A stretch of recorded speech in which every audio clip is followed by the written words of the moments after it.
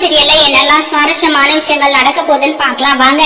யாரு பொங்கல் வைக்க போறது அப்படின்னு சொல்லிட்டு நம்ம விஜய் தாங்க முடிவு பண்ண போறாரு. ஏன்னா ராஜேஸ்வரி வந்து விஜய் கிட்ட தெளிவா சொல்லிட்டாங்க, இங்க பாரு விஜய், அவ வந்து இந்த வீட்டோட மருமகளா இருக்கலாம், ஆனா விருப்பமே இல்லாம தானே அவளோட கழுத்துல நீ தாலி கட்டின, அதுக்காக அவளை பொங்கல் வை அப்படின்னு சொல்லிட்டு எல்லாம் சொல்லாத. இந்த வீட்டோட முதல் மகள் நான் தான் வந்து இந்த பொங்கலை வைக்கணும், அம்மா வச்சதுக்கு அப்புறம் நான் தான் இந்த பொங்கலை வைக்கணும்னு சொல்லிட்டு ஆசைப்படுறேன் விஜய். நீ வந்து அந்த மல்லிகிட்ட எடுத்து சொல்லிட்டு, அவ வந்து என்கிட்ட போட்டி போடுறா, நான் வேற மாதிரி நடந்துக்குவேன் அப்படின்னு சொல்லிட்டு ராஜேஸ்வரி பாத்தீங்கன்னா விஜய் கிட்ட சொல்றாங்க. விஜய் ரொம்பவே குழம்பி போய் இருக்காருங்க. அவருக்கு வந்து யாருக்கு சப்போர்ட் பண்றது அப்படின்னு சொல்லிட்டு தெரியல.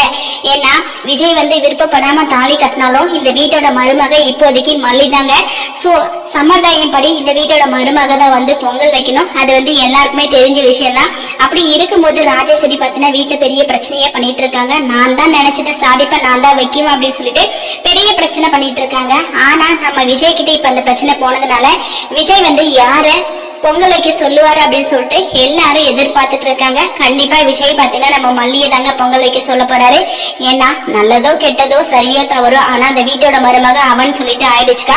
நீங்க எதுக்காக இதெல்லாம் கஷ்டப்படுங்க, நீங்க பொங்கல் வைக்க வேணாம், அந்த மல்லியே வச்சுட்டு போட்டு விடுங்க அப்படின்னு சொல்லிட்டு நம்ம விஜய் சொல்றாங்க.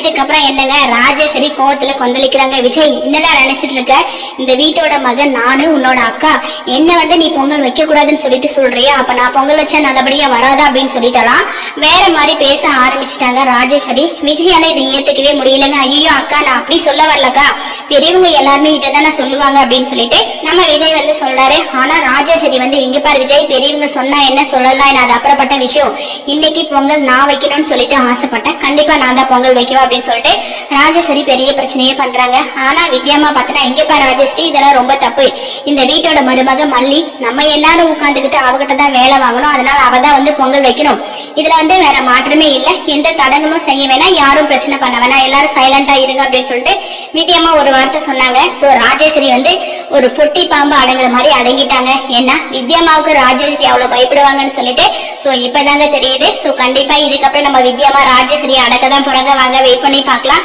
இந்த வீடியோ பிடிச்சிருந்தா மறக்காம நம்ம சேனலை சப்ஸ்கிரைப் பண்ணுங்க. தேங்க்யூ.